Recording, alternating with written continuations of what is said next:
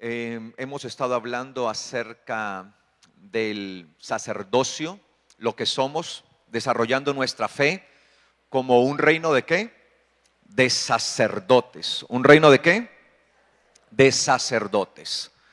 La palabra habla que nosotros somos un reino de sacerdotes, escogidos, un linaje escogido. Y dice la Biblia, y lo hemos estado viendo durante estos días, que cuando el Señor venga y toma a su iglesia y establezca su reino milenial, nosotros tendremos una función, y nuestra función será ser sacerdotes del Dios Altísimo, en el tiempo que se conoce como el milenio, que es el periodo de reinado de Jesucristo en la tierra. Será un periodo de reinado de Jesucristo aquí en la tierra, literalmente. Él será el rey. En su primera venida vino como siervo, en su segunda venida vendrá como rey. En su primera venida vino como oveja llevada al matadero, en su segunda venida vendrá como león, el león de la tribu de Judá, y nadie podrá resistirse a su rugido. Amén. Entonces, eso es lo que nosotros estamos entendiendo y nos tenemos que preparar. Ahora, ese reino de sacerdotes que el Señor quiere, pues debe irse preparando desde ya, no para el milenio, sino para la obra que tenemos que hacer ahora. Ya, se nos ha encargado a nosotros como reino de sacerdotes que hagamos una obra. Ahora, estamos entendiendo que nosotros pertenecemos a un reino, a un linaje, a una casta, a una estirpe, a una orden de sacerdotal, no como la que había en el pueblo de Israel, que era la orden levítica. Nosotros pertenecemos a una orden superior, que la empezamos a ver desde hace 8 días, ¿recuerdan? Aunque el tema lo hemos venido desarrollando ya varios días, pero hace 8 días empezamos a ver acerca de esa orden que se conoce como la orden de Melquisedec. Melquisedec, esa orden es la orden sacerdotal del reino de los cielos. Es la orden donde Yeshua, el Señor, es el sumo sacerdote y nosotros somos sus sacerdotes. Recuerde que en Israel, y eso lo vamos a ver más adelante porque vamos a ver esta orden porque tenemos que estudiar también la orden levítica para poder entender algunos aspectos, porque recuerde que todo lo que se hizo aquí abajo también era figura de lo que había ¿dónde? Arriba. La Biblia lo dice, que todo esto es sombra de lo que hay arriba. Amén.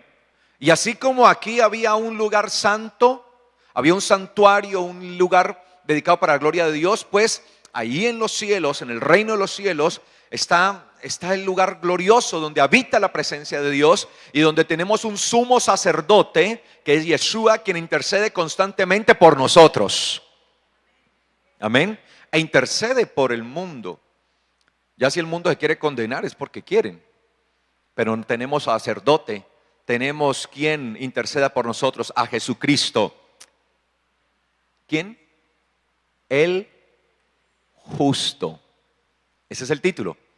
La Biblia dice, si alguno entre ustedes, hermanos, ha pecado, para eso tenemos a Jesucristo, el justo, quien intercede por nosotros. De ahí el nombre Melquisedec, el rey justo. El rey justo. ¿Ok? Tenemos a Jesucristo, el justo, allá, quien intercede por nosotros. Entonces, tenemos que ver esa orden levítica también para entender. Vamos a ver que la orden levítica estaba compuesta, por ejemplo, de un sumo sacerdote y de 24 principales. Ok, 24 sacerdotes principales, que eran lo que se conoce en hebreo como Kohen Rosh. Sí, Kohen Rosh, que es el sacerdote principal, que eran 24. Y cuando uno lee en Apocalipsis, dice la Biblia que había 24 ancianos. Bueno, la palabra han puesto ahí ancianos, pero la palabra griega que se utiliza es presbúteros, ¿sí? Que significa principal. Es decir, es la palabra sinónima de Rosh en hebreo. Rosh, principal, que es cabeza. Rosh, cabeza, en hebreo, principal. Y presbútero, ¿sí? Que es principal también, principal. Entonces, vemos que en el cielo hay 24 ancianos y dice que ellos tienen a cargo la adoración a Dios y que se postran ante Dios y que arrojan sus coronas ante Él. Entonces todo esto son figuras, ¿no? Lo que había en el sacerdocio levítico de lo que hay arriba. Entonces tenemos un sumo sacerdote, están los 24 ancianos, todo eso lo vamos a ver. Obviamente poco a poco, ítem por ítem para ir entendiendo las Escrituras. Entonces estábamos entendiendo esos 8 días esto. Pertenecemos a una orden gloriosa. No la orden levítica, es una orden superior. La orden superior donde hay un sumo sacerdote, y ese sumo sacerdote es Yeshua. La palabra sumo sacerdote, la vamos a ver ahora, porque vamos a ir a la palabra de una vez allí, respecto a lo que nos enseña y lo que queremos ver esta mañana. Vayamos a Hebreos capítulo 4, empecemos en capítulo 4. ¿Ok? Dice el versículo 12, veámoslo desde el 12. Dice, la palabra de Dios es viva. ¿La palabra es qué? Viva. La palabra está viva. La palabra de Dios es viva, tiene vida. Ahora, la palabra de Dios nunca pasará, nunca dejará de ser, o sea, no perderá su esencia. Pero si esta palabra, ahora la palabra es una semilla, ¿sí o no? ¿Sí o no?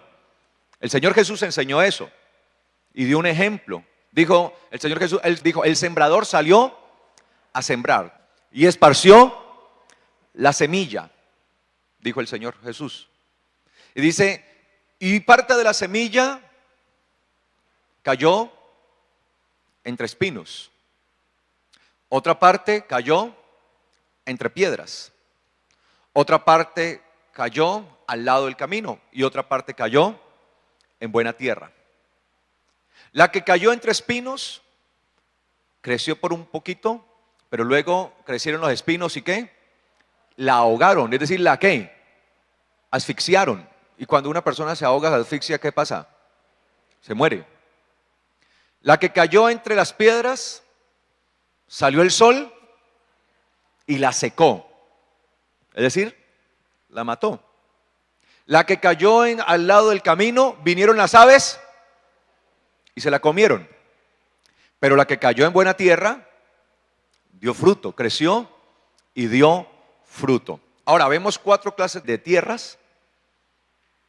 Es decir que las 4 clases de tierra representan el 100% de la semilla que fue lanzada, de la cual tan solo el 25% dio fruto, el otro 75% se murió. Ahora no nos debe desanimar eso, lo que nos debe animar es que siempre habrá un 25% que atienda, amén. Por eso tenemos que seguir siempre predicando la palabra, porque en algún momento caerá en buena tierra. Pero vemos que en las otras 3 tierras se murió. Claro, la palabra es viva. Entonces el Señor Jesús explica la parábola, dice, la semilla es la palabra de Dios. Él explica. Los espinos son los problemas y los afanes de este mundo. Entonces la gente con gozo y regocijo recibe la palabra. ¡Plah! Y aleluya, gloria, estoy feliz, recibí a Jesucristo y sí estoy bien.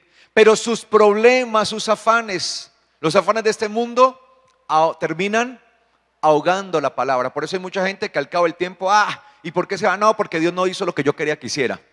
Que vine porque me dijeron que Dios me iba a ayudar en todos mis problemas y aquí vine cargado de problemas y todavía los tengo. ¿Quién le dijo a usted eso? Si le dijeron eso, le mintieron. Eso no dice la Biblia. Él dice, vengan a mí los que estén cargados, cansados, afanados, que yo les haré descansar. Pero cuando uno lee el contexto, habla de ese cansancio y de esa angustia que se trae por medio de la religiosidad que mata a la persona, y Él nos libra de todo eso.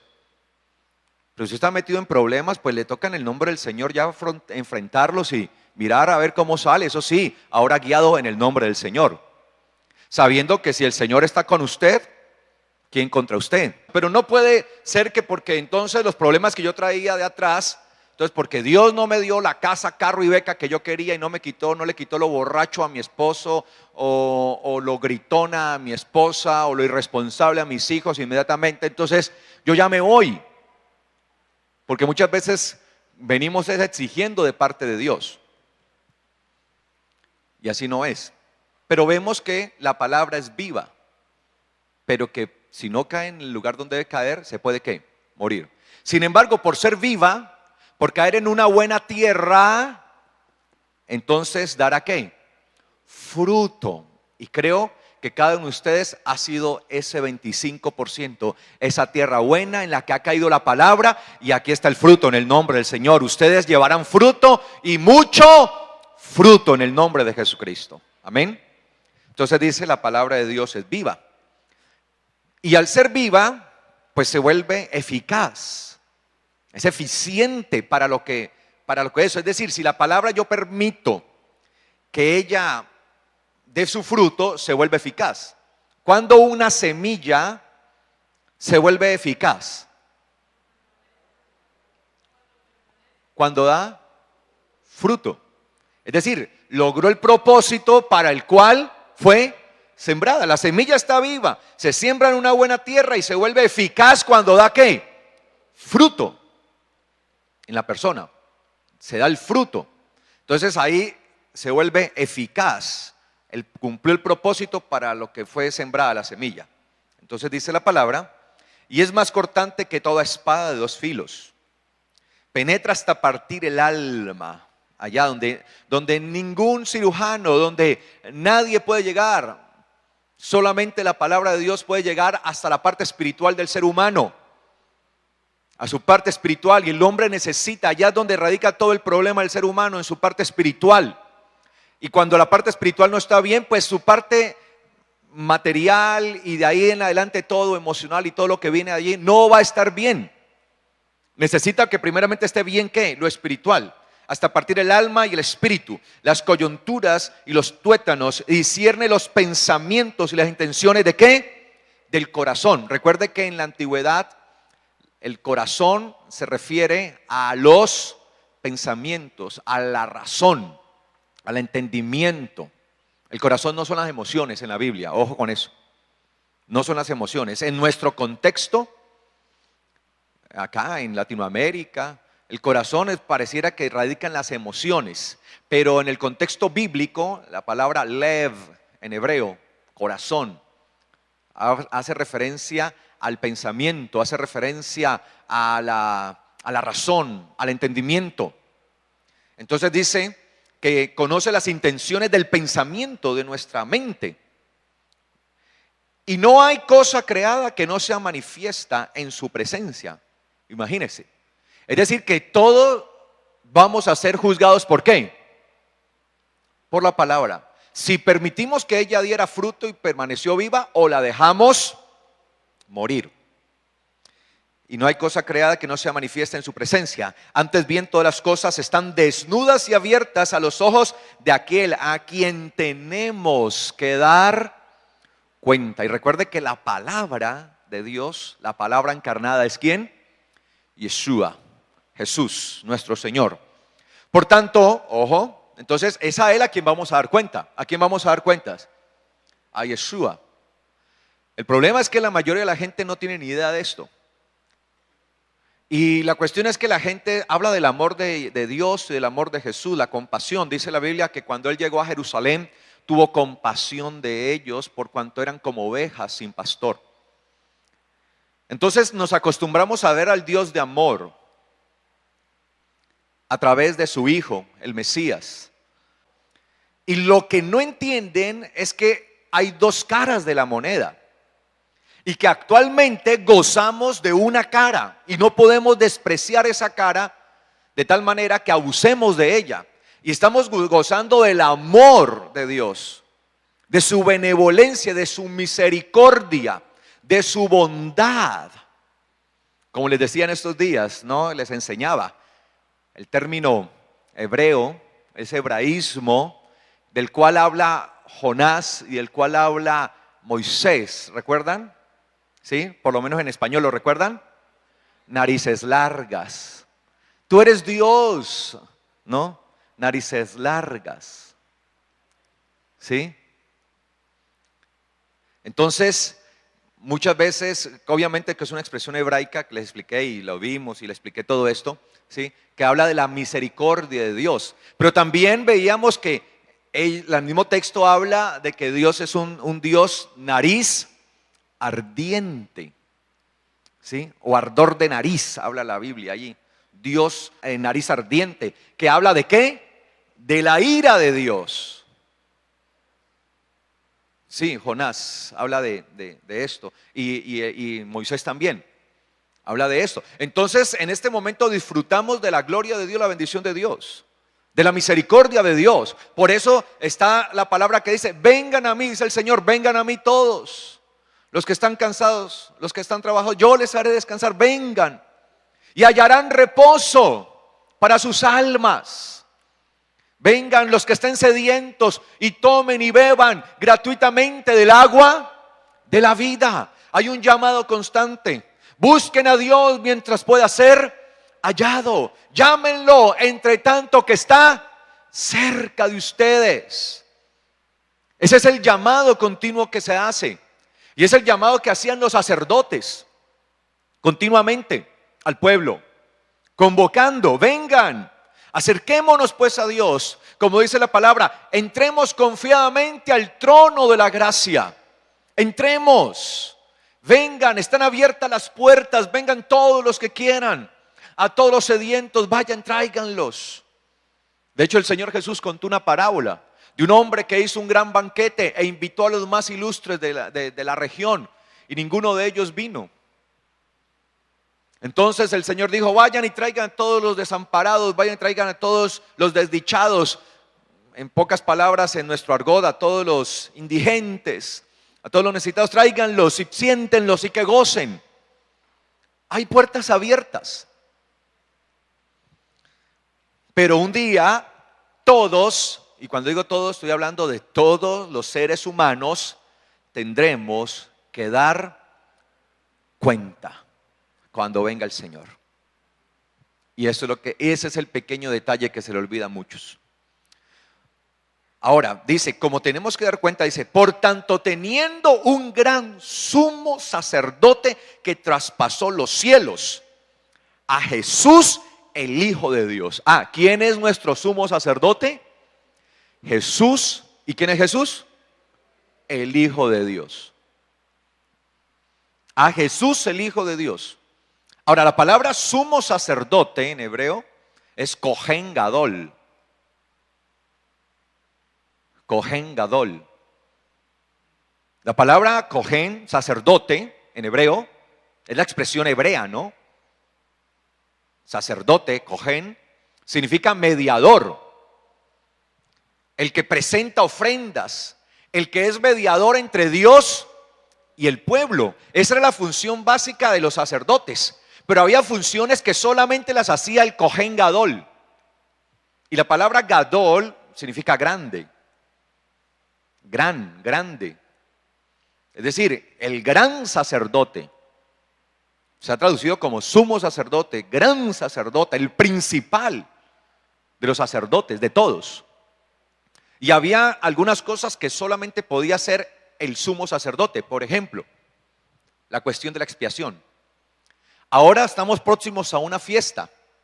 Después de Yom Teruah, a los 10 días, viene la fiesta ¿de qué?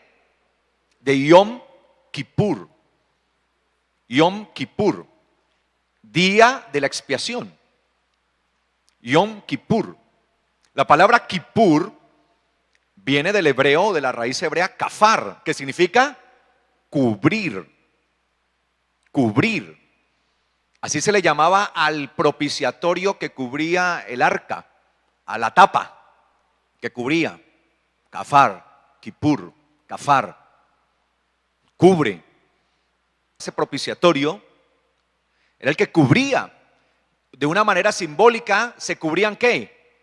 Los pecados del pueblo. Entonces, el sacerdote, el sumo sacerdote, el Kohen Gadol, el gran sacerdote, entraba una vez al año hasta donde no se le permitía entrar a ningún otro ser humano, ni siquiera al rey, por más poder que tuviera.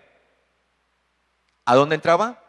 A un lugar dentro del templo que se llamaba lugar santísimo, del cual se dice que en aquel entonces, cuando estaba el templo, allí habitaba la presencia de Dios, Shekhinah de Dios ahí. Ahí la presencia de Dios. Y el sumo sacerdote se preparaba para esto, para poder entrar. Y dice la palabra que entraba ya para expiar el pecado del pueblo, para presentarse ante el eterno Dios como el mediador. como el que le va a ofrendar o a ofrecer las expiaciones, las ofrendas de por el pecado al pueblo. Pero eso lo tenía que hacer año tras año, año tras año. Ofrecer esta sangre.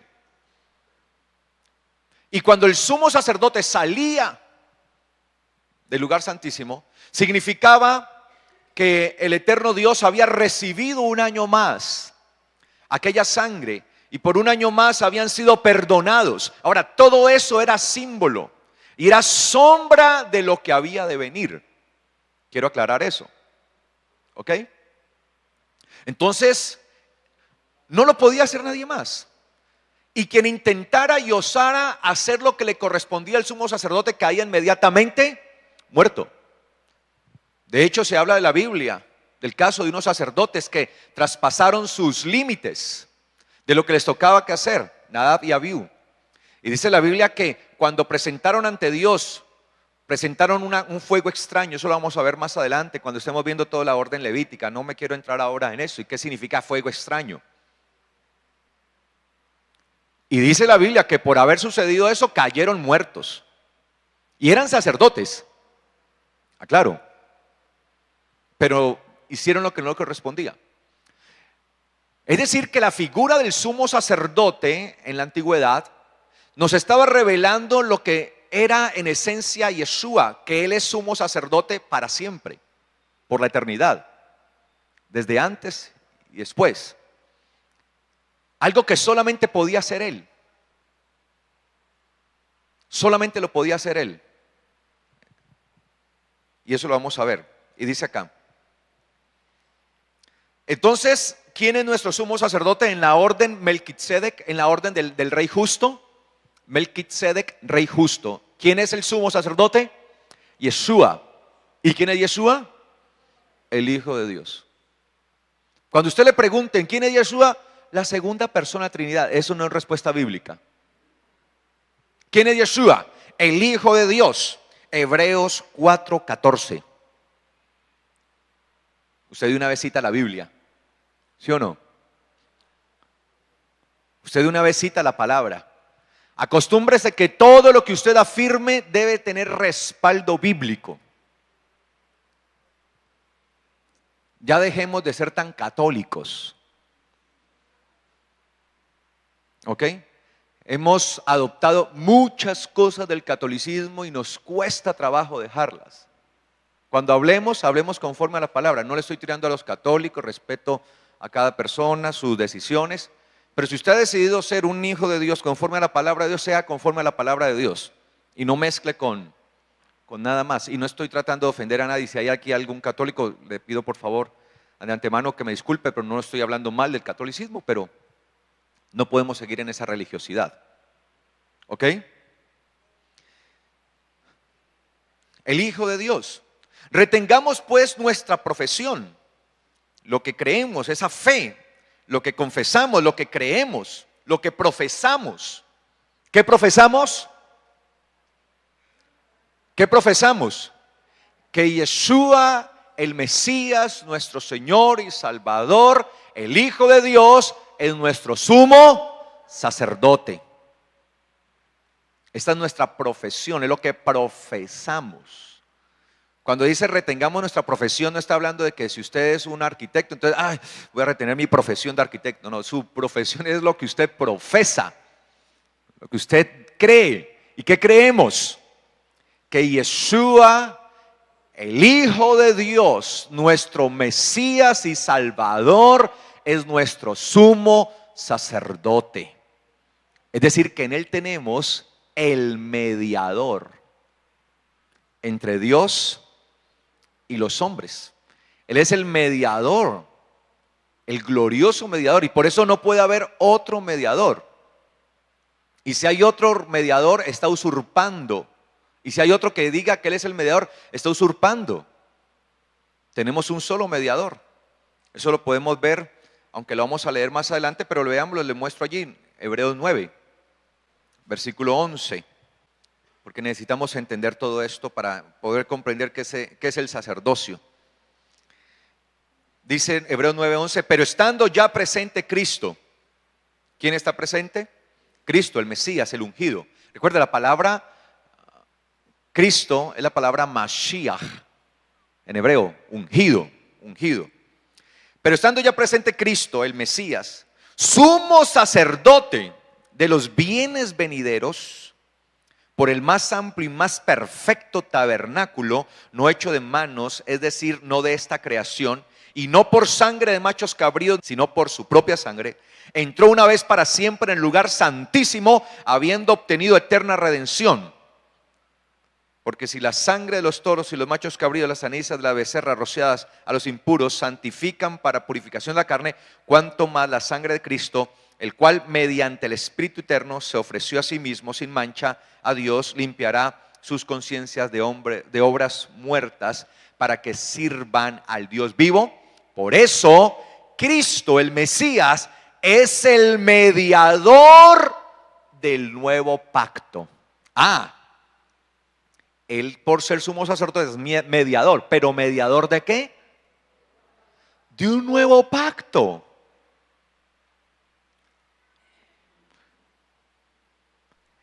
Entonces, la función principal del sumo sacerdote era ser ¿qué? Mediador, interlocutor entre Dios y los hombres. Pero resulta que Yeshua, siendo el sumo sacerdote, como hijo de Dios, es el mediador, pero no mediador de cualquier cosa, sino un mediador de un nuevo pacto. La pregunta es, ¿qué es el nuevo pacto?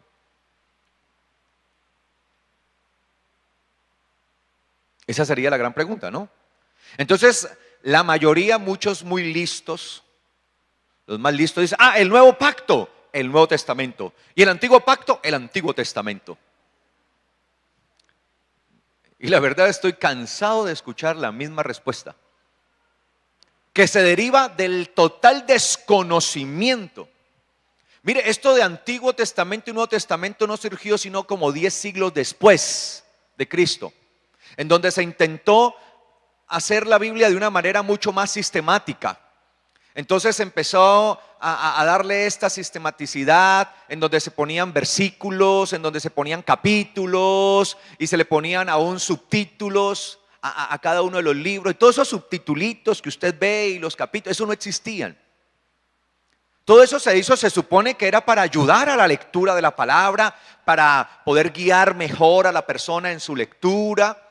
Entonces por allá a un arzobispo le dio por ponerle, no, todos los escritos antes de Cristo, Antiguo Testamento, y los después, Nuevo Testamento.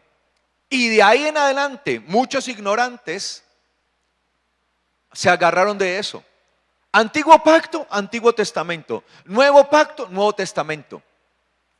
Y como la Biblia dice que el antiguo pacto está desechado, entonces el Antiguo Testamento lo desechamos. Por Dios, ¿a qué se refiere eso? Dice el capítulo de Hebreos 7:26, dice: tal sumo sacerdote nos convenía, santo, inocente, sin mancha, apartado del pecado y hecho más sublime que los cielos. Jesús es más sublime que los cielos, que no tiene necesidad cada día, como aquellos sumos sacerdotes, de ofrecer primero sacrificio por sus propios pecados y luego por los del pueblo, porque esto lo hizo una vez para siempre, ofreciéndose a sí mismo. La ley constituye sumos sacerdotes a hombres débiles, pero la palabra del juramento por la que Dios juró, ¿recuerdan que hace 8 días lo vemos? En Salmos capítulo 10, que dijo el Señor: he aquí yo juro, tú eres sacerdote para siempre conforme a la orden de Melquisedec. Tú eres sacerdote para siempre. Entonces dice acá, posterior, dice acá, la ley constituye sumos sacerdotes a hombres débiles, pero la palabra del juramento, posterior a la ley, constituye al Hijo, al Mesías, hecho perfecto para siempre. Ahora bien, ojo con esto, el punto principal de lo que venimos diciendo es que tenemos a tal sumo sacerdote, el cual se sentó a la diestra del trono de la majestad en los cielos. El punto principal de todo es que Yeshua es ¿quién? El sumo sacerdote. Él es ministro del santuario. ¿Cuál es el santuario? Es un santuario hecho de no manos humanas. ¿Cuál es el santuario? ¿Cuál es el templo? ¿Cuál es el tabernáculo? Su iglesia, la que él está levantando. ¿Ok? Él es el ministro del santuario y de aquel verdadero tabernáculo que levantó el Señor y no el hombre. Todo sumo sacerdote está constituido para presentar ofrendas y sacrificios, por lo cual es necesario que también éste tenga algo que ofrecer. Así que, si estuviera sobre la tierra, ni siquiera sería sacerdote, habiendo aún sacerdotes que presentan las ofrendas según la ley dada a Moisés. Ahora, recuerde que esto cuando fue escrito, esta carta, fue escrita cuando aún el templo de Jerusalén estaba ¿qué? En pie. Es decir, que fue escrita antes del año 70 después de Cristo. Porque en el año 70 después de Cristo es que el templo es destruido. Y después de eso hasta el día de hoy no ha vuelto a haber templo. Claro, no lo hay porque ahora hay un templo glorioso para el Señor, que somos nosotros, la iglesia. Entonces, esa era la lucha continua de estos primeros creyentes, que aún muchos iban a presentar ¿qué? Sacrificios. Como el templo todavía estaba construido y habían personas que habían creído que Yeshua era el Mesías, sin embargo iban al templo a presentar sus sacrificios. Y era una lucha continua, ¿no? Para decir, no, mire, ya no hay que presentar el sacrificio en el templo, ya no. Ya Yeshua lo hizo, él mismo se presentó como sacrificio, pero lo seguían haciendo, entonces era una lucha. Se calcula que la epístola a los hebreos fue escrita por allá hacia el año 60 después de Cristo, unos 10 años antes de la destrucción de Jerusalén, ¿ok? Por parte del Imperio Romano. Entonces, por eso dice él aquí, versículo 4, así que si estuviera sobre la tierra, ni siquiera sería sacerdote, habiendo aún sacerdotes que presentan las ofrendas según la ley. Ahora, el escritor está presentando a Yeshua como un sacerdote sublime, un sacerdote del cielo, más glorioso. Estos sirven, los sacerdotes que habían en ese momento, a lo que es figura y sombra de las cosas celestiales. Todo lo que hay acá es figura y sombra ¿de qué? De lo que hay en el cielo. Como se le advirtió a Moisés cuando iba a erigir, cuando iba a construir el tabernáculo, diciéndole, mira, haz todas las cosas conforme al modelo que se te ha mostrado en el monte. Es decir, que cuando Moisés construyó el tabernáculo, lo hizo conforme a un modelo, al modelo del cielo. Y dice acá, pero ahora, tanto mejor ministerio es el suyo, el de Yeshua, cuanto es el mediador de un mejor pacto. El nuevo pacto es mucho mejor, establecido sobre mejores promesas. Si aquel primer pacto hubiera sido sin defecto, ciertamente no se habría procurado lugar para el segundo. Es decir, hay un primer pacto y hay un segundo pacto. El segundo pacto es mucho mejor que el primero, y lo vamos a ver. Pues reprendiéndolos dice, vienen días, dice el Señor, en que estableceré con la casa de Israel y la casa de Judá un nuevo pacto. Eso está escrito en Isaías, ¿no? El profeta lo dice. Estableceré un nuevo pacto. No como el pacto que hice con sus padres el día que los tomé de las manos para sacarlos de la tierra de Egipto. Clave ese versículo. ¿Cuándo fue firmado y establecido el primer pacto? ¿Cuándo? Cuando los tomé de la mano para sacarlos de la tierra de Egipto. Es decir, entonces nos tenemos que remontar a ese día. El día que salieron de la tierra de Egipto. Ese día, mire que ese pacto no fue firmado cuando fueron entregadas las tablas de la ley en Sinaí, sino el día que salieron. Y ese pacto quedó firmado y juramentado ¿bajo qué? Bajo sangre. ¿Cuál sangre? La sangre de un cordero. Para entender esto tenemos que remontarnos entonces a lo que Dios le dijo a Moisés. Dios le dijo a Moisés, voy a castigar a Egipto, voy a enviar mi última plaga. La Biblia dice que Dios mismo fue y llevó la muerte. La Biblia dice, y yo mismo iré, y dice, y Dios pasó. ¿Sí? Fue el mismo Dios. Y el Señor le dijo a Moisés, vas a hacer eso, Moisés, tú y todo el pueblo. Les vas a ordenar que sacrifiquen un cordero. Y van a tomar la sangre. Mire, antes de eso, ojo, antes de eso, los hombres hacían sacrificios, ¿sí o no? Sí, lo vemos con Abel. Dice la Biblia que Abel ofreció de lo que tenía en sus ganados, de lo mejor. Pero ofrecían, ojo con esto, ofrecían el sacrificio en agradecimiento a Dios, no en expiación. O sea, cuando Abel ofreció ofrenda a Dios, él no fue a decirle, Señor, te traigo esto para que por la sangre del cordero, de este cordero, yo quede limpio. No presentaban la sangre. De hecho, cuando uno estudia la Biblia enseña que derramaban la sangre a tierra. La echaban a tierra. Porque los sacrificios o las ofrendas que presentaban en agradecimiento a Dios. Lo que sucedió, por ejemplo, con Abraham, cuando sacrificó el carnero en lugar de su hijo Isaac. Él lo hizo no para que Dios le limpiara sus pecados, sino ¿en qué? En olor grato a Dios, en olor de agradecimiento a Dios. Es decir, que sí había sacrificios y todos los sacrificios iban como olor grato a Dios. Eso era otra sombra de lo que había de venir en Yeshua.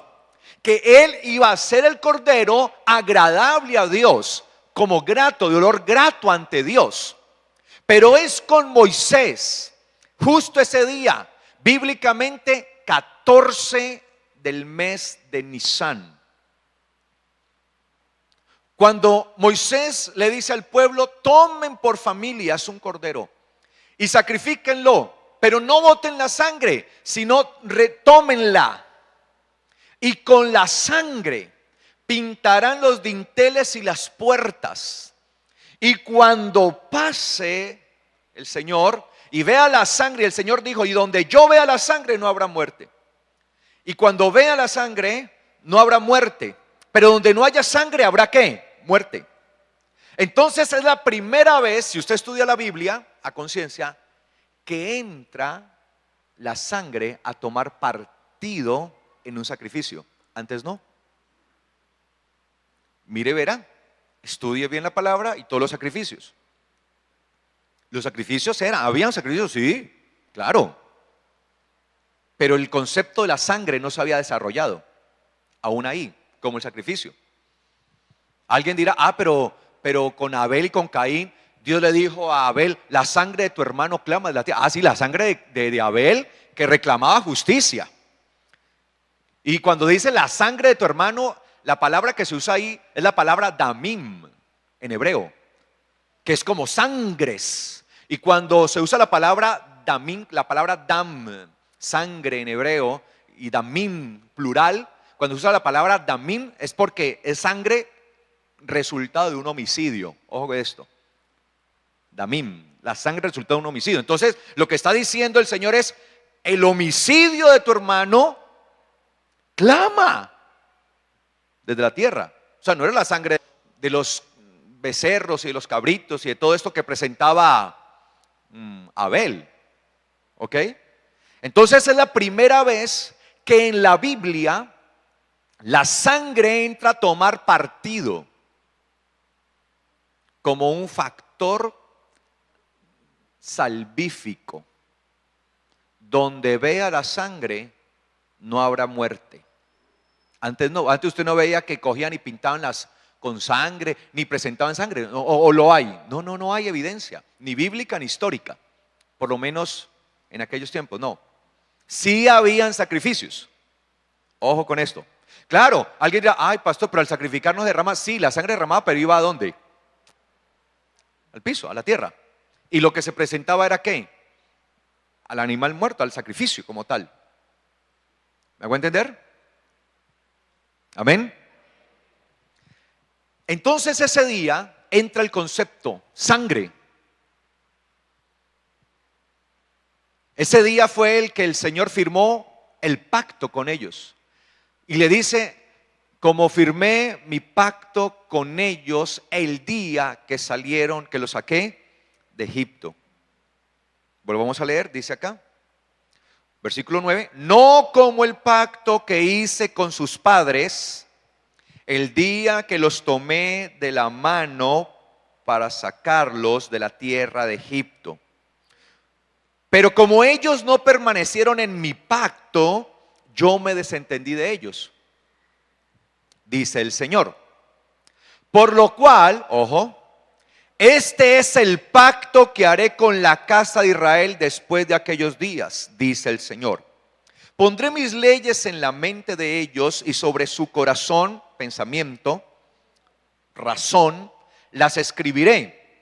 Y seré a ellos por Dios y ellos me serán a mí por pueblo. Ninguno enseñará a su prójimo ni ninguno a su hermano diciendo conoce al Señor, porque todos me conocerán desde el menor hasta el mayor, porque seré propicio a sus injusticias y nunca más me acordaré de sus pecados ni de sus maldades. Al decir nuevo pacto, ojo con esto, ha dado por viejo al primero, y lo que se da por viejo y se envejece está próximo a desaparecer.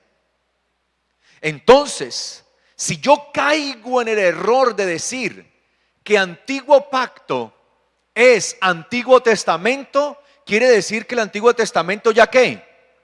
Desapareció. Entonces, lo lógico sería coger la Biblia y cortar de Génesis a Malaquías y coger y mandar eso a la basura, porque ya para qué, desapareció. ¿No les parece lógico? Entonces dice acá, versículo 9, capítulo 9, perdón, versículo 1. Ahora bien, aún el primer pacto tenía ordenanzas de culto. El primer pacto es un pacto de ordenanzas culticas. Y un santuario terrenal, pues el tabernáculo estaba dispuesto así. En la primera parte, llamada el lugar santo, estaba el candelabro, la mesa y los panes de la proposición. Tras el segundo velo estaba la parte del tabernáculo llamada lugar santísimo. Claro.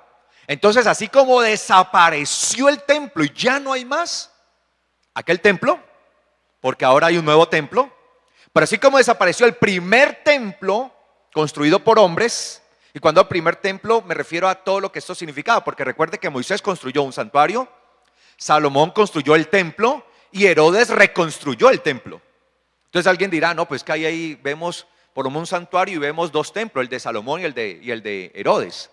No, todo eso era la figura del primer ¿qué? Templo. El segundo templo somos ¿quiénes? Nosotros. Entonces, así como desapareció el primer templo, pues tiene que desaparecer el antiguo pacto. Y no puede ser lo que mal llamamos Antiguo Testamento. No puede ser. Entonces dice aquí, allí había un incensario de oro y el arca del pacto, cubierta de oro por todas partes, en la que había una urna de oro que contenía el maná, la vara de Aarón que reverdeció y las tablas del pacto. ¿Qué había ahí? Tres cosas.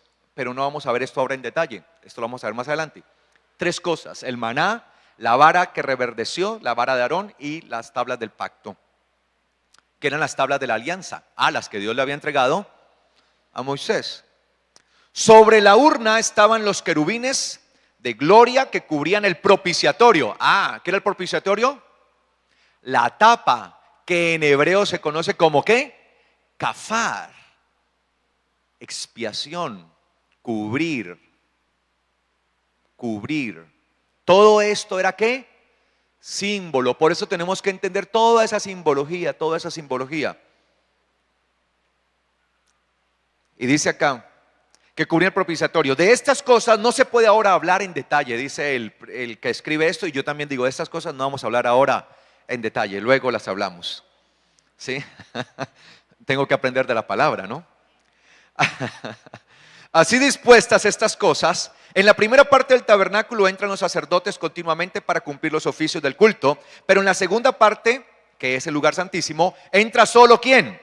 el sumo sacerdote una vez al año llevando la sangre que ofrece por sí mismo y por los pecados. Es decir, que a partir de esa sangre con la que se firmó el pacto con Israel, los sumos sacerdotes siguieron presentando ¿qué? Año tras año seguían presentando ¿qué? La sangre. Todo ahora tenía que ver con la sangre. Todo era en la sangre, la sangre, la sangre. Ahora cogían la sangre y la chorreaban. Cogían la sangre y la tiraban sobre el pueblo. Cogían la sangre y la ponían sobre el propiciatorio y con él lo untaban. Ahora todo giraba en torno a ¿qué? A la sangre. Tengan en cuenta eso, la sangre. Versículo 7. Pero en la segunda parte entra solo el sumo sacerdote una vez al año, llevando la sangre que ofrece por sí mismo y por los pecados de ignorancia del pueblo. Mire que se presentaba, el sacrificio era por los pecados, se conocía así, pecados de ignorancia. Y cuando nosotros estamos viendo nuestro oficio como sacerdotes, vamos a ver qué significa el pecado de ignorancia. ¿Ok? Cuando más adelante en detalle. Es que tanto para hablar, Dios mío santo. Y dice acá,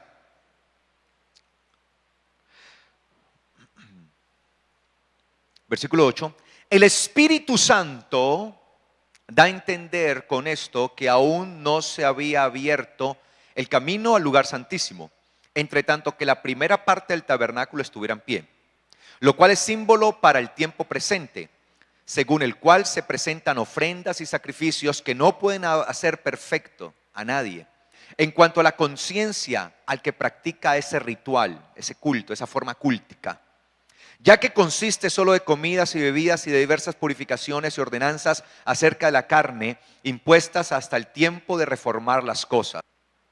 Pero estando ya presente Cristo, sumo sacerdote de los bienes venideros, por el más amplio y más perfecto tabernáculo, no hecho de manos humanas, es decir, no de esta creación, y no por sangre de machos cabríos ni sangre de becerros, sino por su propia sangre, entró una vez para siempre en el lugar santísimo, habiendo obtenido eterna redención. Porque si la sangre de los toros y la sangre de los machos cabríos y las cenizas de las becerras rociadas a los impuros santifican para purificación de la carne, cuánto más la sangre del Cristo, el cual mediante el Espíritu Eterno se ofreció a sí mismo sin mancha a Dios, limpiará sus conciencias de obras muertas para que sirvan al Dios vivo. Por eso Cristo es el mediador de un nuevo pacto, para que interviniendo muerte para la remisión de los pecados cometidos bajo el primer pacto, los llamados reciban la promesa de la herencia eterna. Pues donde hay testamento es necesario que conste la muerte del testador, porque el testamento con la muerte se confirma. Pues no es válido entre tanto el testador vive, de donde ni aún el primer pacto fue instituido sin sangre. El primer pacto no fue instituido sin sangre, sino ¿con qué? Con sangre. Es decir, que el segundo pacto también va a ser instituido con sangre, pero no con cualquiera, sino con la sangre de ¿quién? Del Mesías. Porque habiendo anunciado Moisés todos los mandamientos de la ley a todo el pueblo, tomó la sangre de los becerros y de los machos cabríos con agua, lana, escarlata e hisopo, y roció con sangre y agua el mismo libro y también todo el pueblo, diciendo: esta es la sangre del pacto que Dios ha mandado. ¿Qué dijo Moisés? Esta es la sangre del día que salieron. Ahora tomo esta sangre. Y todo lo purificaban ¿con qué? Con sangre. ¿Pero con sangre de qué? De animales, de becerros. Es decir, el nuevo pacto consistía en la purificación que había a través de la sangre de animales. Pero ese pacto iba a quedar caduco, iba a hacerse a un lado. Y dice él acá: esta es la sangre del pacto que Dios ha mandado. Además de esto, roció también con la sangre el tabernáculo y todos los vasos del ministerio. Y según la ley, casi todo es purificado con sangre. Todo es purificado. Y sin derramamiento de sangre no hay remisión de pecados, no hay perdón de pecados. Es decir, todo gira en torno ¿a qué? a la sangre. ¿Qué significa esto? Que el nuevo pacto es el pacto en la sangre del Mesías. Lo podemos ver ahí en Mateo. Mateo capítulo 26. Mientras comían, Jesús estaba con sus discípulos reunidos en esa última cena del Señor, ahí esa última Pascua, antes de ser sacrificado. De hecho, para que entendamos, Yeshua, fue sacrificado justo el día que se sacrificaban los corderos que se presentaban en la fiesta de Pascua, el 14 de Nisan. Por eso Jesús dijo: cuánto he deseado comer esta Pascua con ustedes. Él se preparó, y cuando fue colgado en el madero, ese día era el día anterior al 15 de Nisan, que es el día de los panes sin levadura, cuando presentan los panes sin levadura. El 14 de Nisan es cuando se presentaba el cordero pascual, el cordero de Pascua. Entonces los sacerdotes, año tras año, cada 14 de Nisan, sacrificaban. Ahora usted preguntará: ¿por qué los judíos no sacrifican el día de hoy? Porque no hay templo. Por eso no lo hacen. Es decir, los sacrificios estaban adscritos ¿a qué? Al templo. Pero sí hay templo nosotros. Pero es que ya el sacrificio se hizo una vez para siempre. ¿Me hago entender? ¿Sí estoy claro en eso? Entonces, mis amados, Yeshua ese día le dice a sus discípulos: tanto he deseado comer esta cena. Preparando, dice: mi alma está agobiada, ha llegado mi hora. Y Pedro le dice: Señor, no lo hagas, no te dejaré. No, ten misericordia a ti mismo. No lo hagas. Imagina, el mismo Pedro no entendía.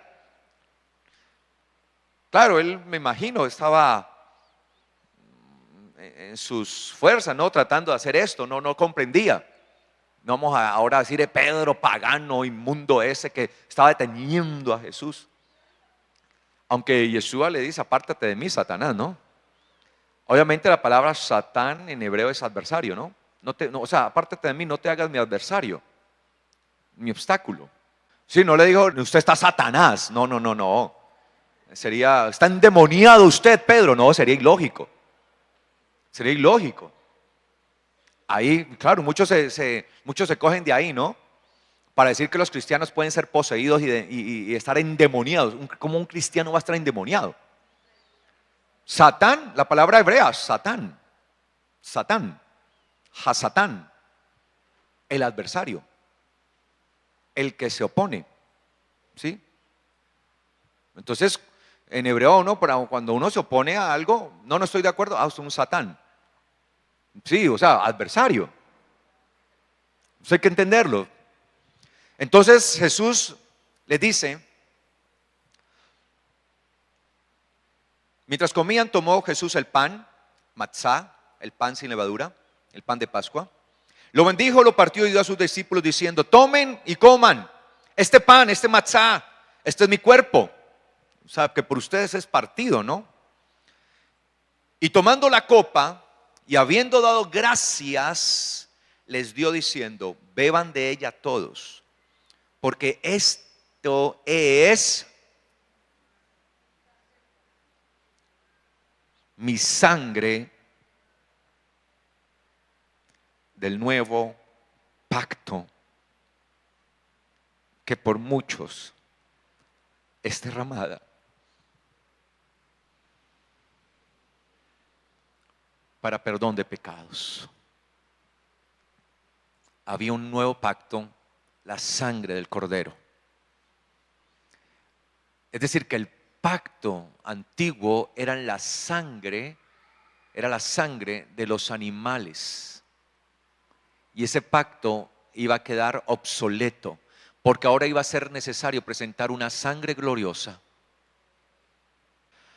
Así como se les dijo a ellos: el pacto que firmé con ustedes el día que los saqué de Egipto, cuando fue derramada la sangre de aquellos corderos para ser puestas sobre los dinteles, ahora iba a ser derramada la gloriosa sangre del Mesías.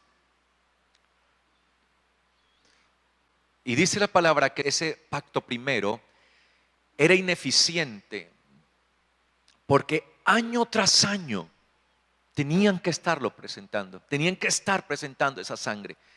Año tras año, año tras año, año tras año, por la debilidad misma del pacto, por cuanto los que eran mediadores eran hombres débiles, que primeramente tenían que presentar el pacto por ellos mismos, la sangre por ellos mismos, por sus propios pecados y luego por los del pueblo. En cambio, aquí es presentada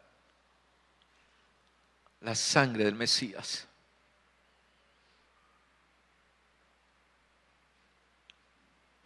Que por muchos fue derramada para perdón de pecados. La sangre del nuevo pacto. Quedaba así obsoleto el pacto antiguo para presentarse una nueva sangre gloriosa, sin mancha. Ahí quedaría perfectamente constituido, llevado a cabo en su totalidad, el orden Melquisedec del rey justo, del único inocente, sin mancha, sin arruga, que no conoció pecado, pero Dios lo hizo pecado por nosotros. El que no tuvo culpa, pero dice la Escritura que cargó todo el peso del pecado sobre sí mismo, el pecado de nosotros.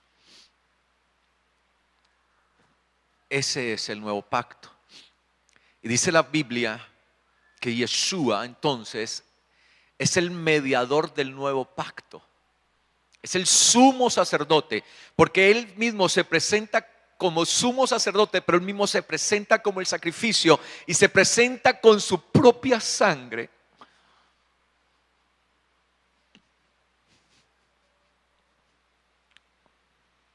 Ante el eterno Dios, su Padre.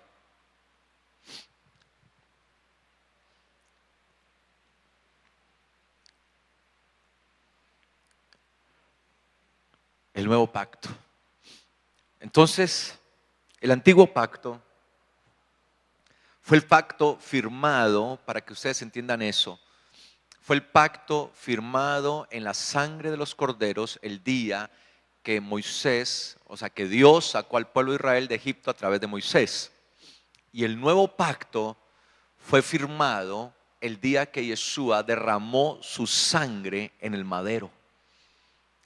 El antiguo pacto había quedado obsoleto, ya no servía para nada la sangre de los machos cabríos, de los corderos, por cuanto ahora estaba la sangre del Mesías, y esa sangre es la que se sigue presentando continuamente ante Dios. Por eso la palabra dice: ninguno tenga por inmunda la sangre de Cristo. Y se tenía por inmunda cuando se lanzaba a la tierra.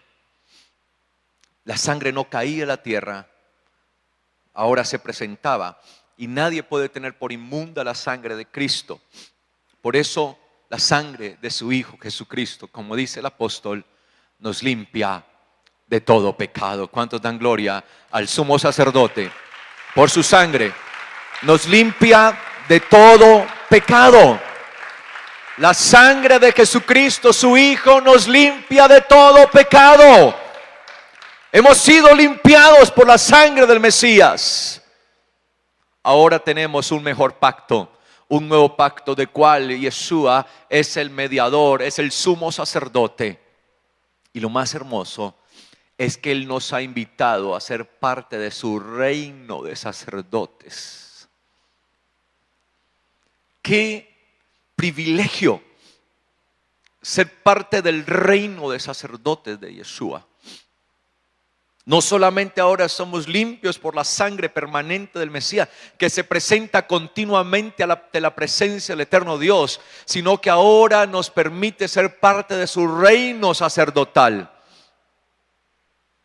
Mira dónde nos lleva el Señor, a disfrutar de esa gloria, a disfrutar de esa gracia. Pero lamentablemente muchos no entienden esto por la falta del conocimiento de la palabra, de la enseñanza pura de la palabra. Entonces Él se constituye como el sumo sacerdote, ese sumo glorioso sacerdote para siempre. Amén. En Él estamos y por Él hemos sido constituidos. Vamos a dejar hasta ahí. El Señor lo permite, dentro de 8 días continuamos, porque esto apenas está empezando, este estudio, en realidad. Entonces hoy hemos definido algo, que Yeshua, el Hijo de Dios, nuestro Salvador y Mesías, es el sumo sacerdote. ¿Por qué? Porque es el gran mediador, porque está ofreciendo continuamente su sangre delante de Dios para perdón de nuestros pecados. Ahí está. Por eso tenemos que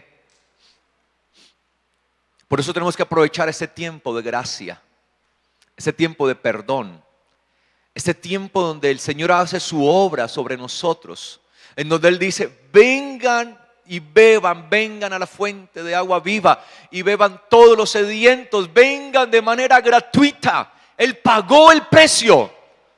Y su precio fue precio de sangre por todos nosotros. Amén. Entonces hemos sido adquiridos por precio de sangre. La sangre de nuestro Mesías, el nuevo pacto en la sangre del Mesías. Colocémonos de pies, por favor. Dígale: Padre, gracias. Ahí en sus propias palabras: gracias por la sangre derramada. La sangre derramada a través de Jesucristo, tu Hijo, mi Mesías, Salvador, mi Señor y mi sumo sacerdote. Señor, quiero vivir en el pacto de la nueva sangre. Quiero vivir, Señor, en ese nuevo pacto, la nueva sangre, no la sangre de los corderos, de los animales, sino del Cordero de Dios que quita el pecado del mundo. No quiero ser necio, Padre, no como aquellos que no fueron comprometidos con el primer pacto. Señor, yo quiero permanecer en este pacto nuevo. Tu palabra dice que no seamos como ellos, que no permanecieron en tu pacto, por lo cual tú te desentendiste de ellos. No permanecieron en tu pacto, por lo cual te desentendiste de ellos. Hoy en este nuevo pacto más glorioso, supremo, que ha traspasado los cielos, yo quiero permanecer, Señor. Y sé, Señor, que tú te entenderás de mí, de mi casa, de mi familia. Asimismo con mis hermanos, tú te entenderás. No te olvidarás de ellos, por cuanto no hemos olvidado tu pacto, tu nuevo pacto, el pacto de la alianza eterna en tu sangre, que fue derramada por muchos para perdón de pecados. Gracias, Padre, por la obra hecha a través de tu Hijo amado, nuestro gran sacerdote. Gracias. Te amamos, Padre. Te bendecimos. Gracias por la sangre gloriosa derramada, por la cual encuentro salvación y perdón de mis pecados. Gracias porque una vez para siempre fue entregada esa sangre. Una vez para siempre. Una vez para siempre, Señor. Esa sangre ahora clama delante de ti. Clama delante de ti perdón para nuestra vida. Gracias, Señor. Gracias porque ahora hacemos parte de un nuevo pacto. Gracias porque ahora hacemos parte del nuevo pacto glorioso en la sangre de nuestro Mesías amado Salvador. Gracias. Queremos vivir en esa sangre. Queremos vivir por esa sangre. Permanecer en esa gloriosa sangre. No desviarnos, Señor, de tu propósito. La sangre de Jesucristo, tu Hijo, nos limpia de todo pecado. Gracias, Padre, por tu preciosa sangre, gloriosa sangre derramada en el madero a través de Jesucristo. Gracias, Señor. Amén y amén. ¿Y cuántos pueden agradecer a su Padre Celestial?